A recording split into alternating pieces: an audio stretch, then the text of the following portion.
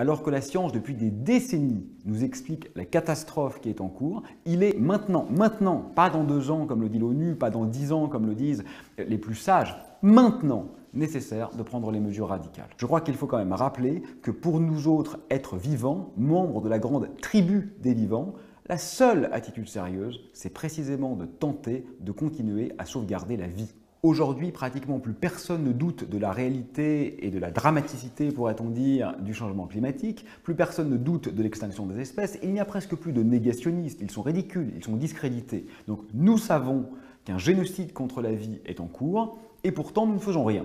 C'est comme ça, pourrait-on dire. On ne peut plus accorder notre confiance à un pouvoir politique qui ne ferait pas de l'écologie sa priorité parce qu'un tel pouvoir nierait la vie en elle-même.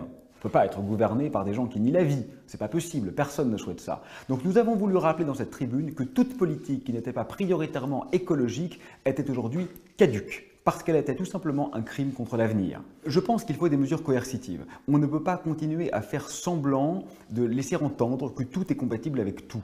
Une croissance débridée n'est pas possible sans avoir des conséquences dramatiques sur la vie sur Terre, la vie humaine et la vie animale. Autrement dit, vraisemblablement, il faut effectivement s'opposer à un peu de notre liberté, à un peu de notre confort, mais c'est finalement pour avoir la possibilité de continuer à jouir d'une planète habitable. Quand on interdit à un ivrogne de prendre le volant, bien sûr, il le ressent comme une perte de liberté. Mais enfin, ça permet quand même de sauver la vie des enfants qui vont traverser la route. Et personne ne niera que c'est une bonne chose. C'est un peu pareil aujourd'hui. Nous avons des comportements, des attitudes qui sont létales, qui sont en train de tuer la planète. Eh bien, peut-être faut-il accepter de perdre un tout petit peu la liberté de ce confort, de façon à sauvegarder ce qui n'est quand même pas tout à fait un détail et qu'on appelle